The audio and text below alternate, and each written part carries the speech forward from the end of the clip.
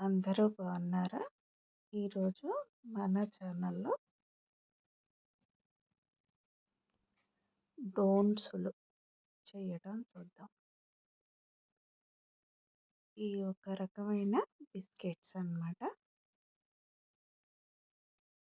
ఆయిల్‌లో వేసి కాలుస్తారు. దానికోసం 3 కోడి గుడ్లు తీసుకొని మిక్సీ జార్‌లోకి తీసుకున్నాం. దానికి ఓ పావు కేజీ పంచదార యాడ్ చేసి మిక్సీ పట్టాము. అవి జ్యూస్ లాగా తయారయ్యాయి. దానికి యాలకులు యాడ్ చేసాము 1, 2. నెక్స్ట్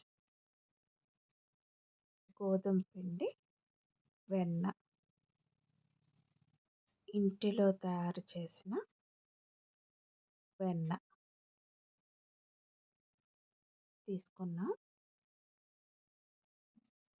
కొద్దిగా వంట సోడా తీసుకున్నాం.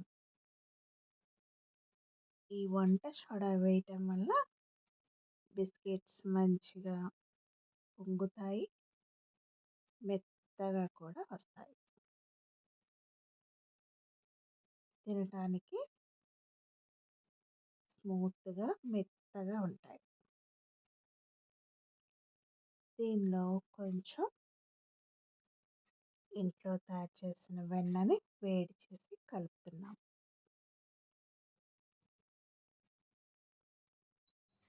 పిండిని మొత్తం మిక్స్ అయ్యేలా కలిపేస్తూ ఉన్నాం.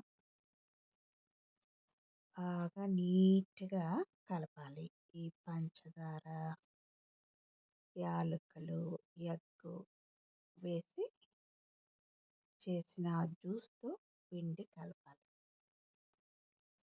తర్వాత వాటిని మంచిగా ఓ పెద్ద చపాతీలా రుద్ది ఓ మంచి గ్లాస్‌తో కట్ చేయాలి.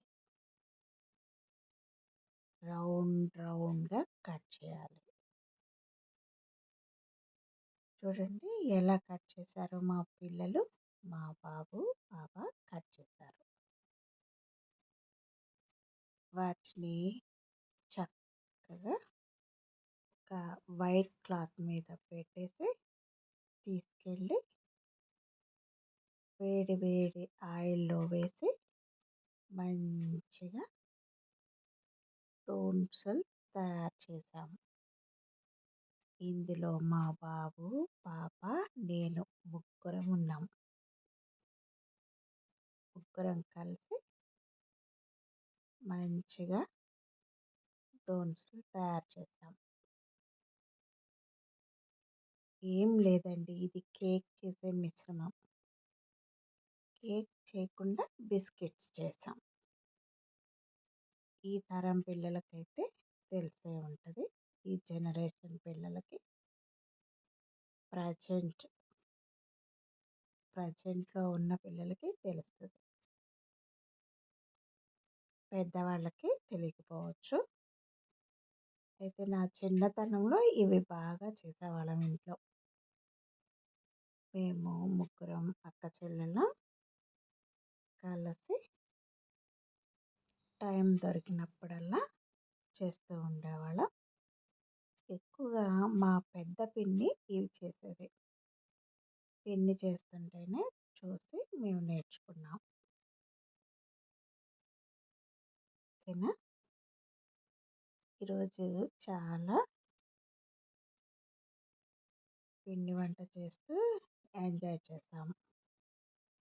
నేను, పిల్లలు. మీ పిల్లలతో కూడా మీరు టైం కుదిరితే ఏదైనా తయారు చేయడానికి టైం స్పెండ్ చేయండి. జాబ్ చేసే మమ్మీస్కి అయితే ఇలాంటి అవకాశం ఉండదు. నాలా ఇంట్లో ఊరికే కూర్చొని తినే మమ్మీకి అయితే అప్పుడప్పుడు ఇలాంటి అవకాశం వస్తుంది.